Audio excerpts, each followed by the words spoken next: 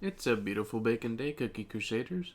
Today we're going to be talking about things in game that affect all of your power levels. Things that you may be doing already, but may also not be doing. First up is cookie bonds. For every time you get a cookie bond unlocked, you increase the power of every single cookie you have, whether it be an HP and attack increase, HP and defense, or defense and attack. All the cookie bonds are going to provide extra help, and the main thing is you only need to focus on getting cookies to a 5-star point. Now that the game has introduced ascensions, they have not increased the cookie bonds to be ascended as well, so they have made it easier to get cookies because of ascensions. So that means you should be able to unlock these bond buffs a little bit easier. And as you can see, there are quite a lot of buffs, 26 in total. That is the first thing that will quickly and easily make a difference on your cookie's power level in all game modes. Second is going to be costumes. Even if you don't like the costumes, even if you haven't thought about costumes, they are also going to be providing specific buffs, and very good ones too. As you can see, 400 defense, 180 attack, 1000 HP to all cookies. So getting these costumes unlocked as soon as possible is going to be very helpful to your entire gameplay throughout the game modes.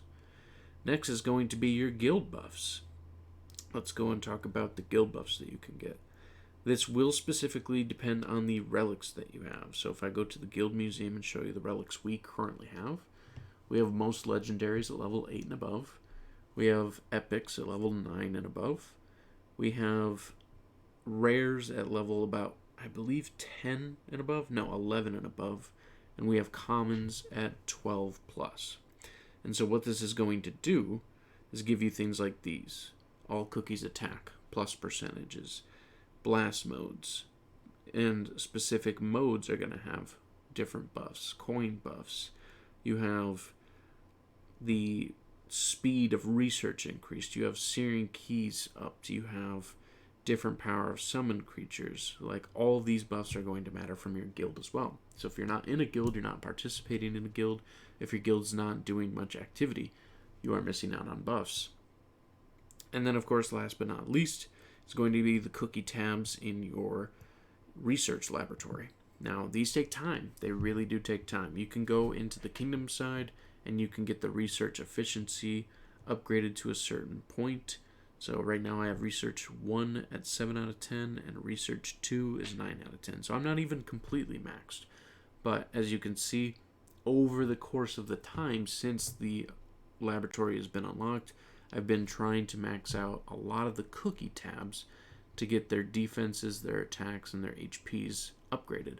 On all of the all cookies, I have maxed those first because they affect every single cookie, and they're just the most beneficial. Once you can unlock them, doing the all cookies sections are by far the most beneficial for sure, and they're going to help in a lot of different ways.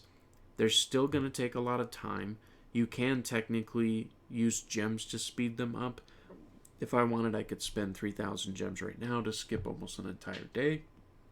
So if you're one that's either buying packages or saving up a lot of gems and you don't want to spend for the cookies, you're not saving gems for those or for other specific reasons, you can push through these pretty quickly if you have the resources as far as time goes. That is another option. Or you can just use the speed ups that you're incurring too, whichever makes the most sense for you. So these are the few ways that really, really matter. I almost forgot one actually, the statue level. The statue level is going to be very specific and important too as increasing your overall cookies.